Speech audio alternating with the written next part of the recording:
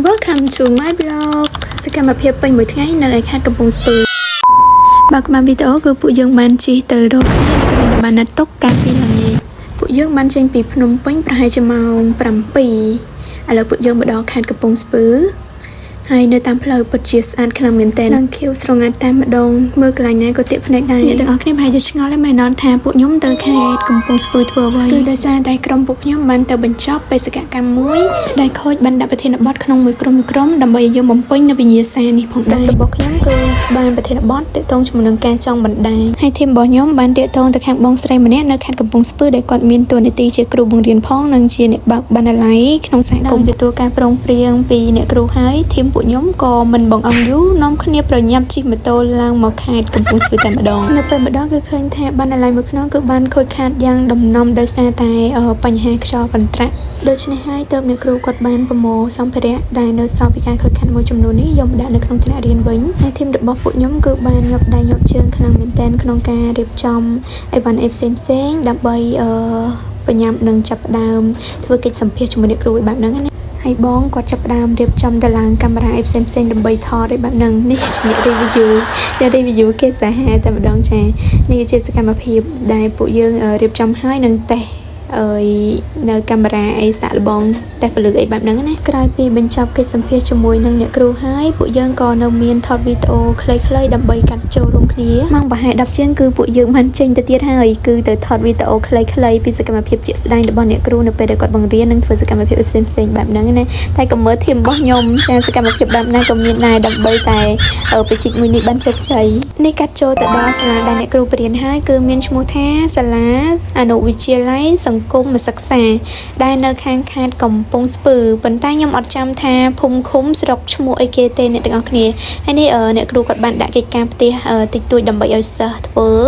ហើយនៅពេលដែលពួកយើងបានថតវីដេអូអ្នកគ្រូហើយខ្ញុំក៏បានថតវីដេអូជាមួយនឹងក្មេងៗទុកជាអនុស្សាវរីយ៍ផងដែរគឺឃើញថាពួកគាត់គឺគួរឲ្យស្រឡាញ់ខ្លាំងមែនតើនៅពេលដែលពួកយើងបានបញ្ចប់នៅ project នេះហើយគឺសប្បាយចិត្តខ្លាំងមែនតើគឺសាទរឲ្យខ្លួនឯងមួយយេ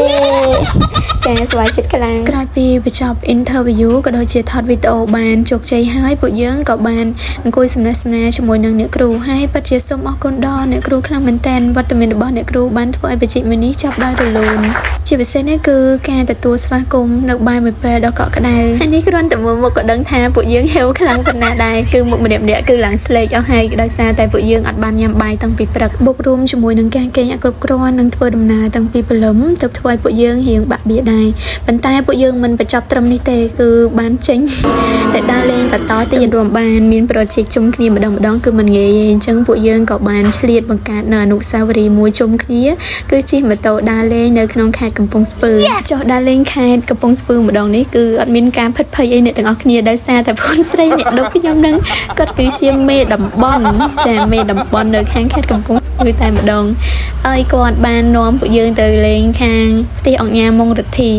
តែពិតខ្ញុំអត់សូវដែរស្គាល់នៅខាងខេត្តនឹងប្រហែលនេះប៉ុន្តែលើគាត់ថានៅនឹងស្អាតទៅពួកយើងសម្រាប់ចិត្តថានាំគ្នាទៅដើរលេងនៅនឹងចឹងទៅនិយាយពីថាទេសភាពនៅតាមផ្លូវវិញគឺស្អាតខ្លាំងមែនទែនពោពេញទៅដោយព្រៃព្រឹក្សាជួបហើយចង់ជួបទៀតមិនចង់ឃ្លានពីស្នេហានឹកអាឡ័យជាប់ចិនណា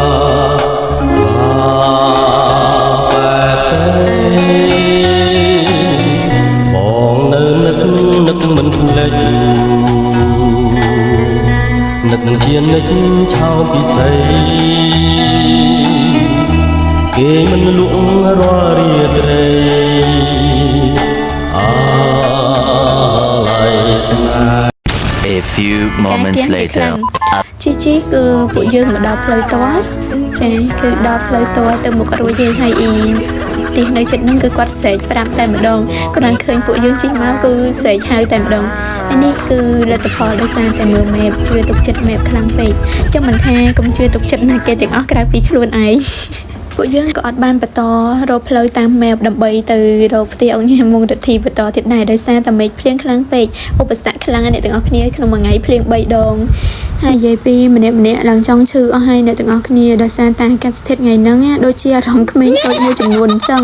ម្ដងក្តៅម្ដងត្រជាក់រកផ្គប់ចិត្តមិនត្រូវហើយក្រោយពីចូលមកដើម្បីញ៉ាំអីយកកម្លាំងហើយប្រហែលជាម៉ោង4ជាង7:05ក៏ពួកយើងចេញពីកំពង់ស្ពឺដើម្បីបន្តដំណើរមកខាង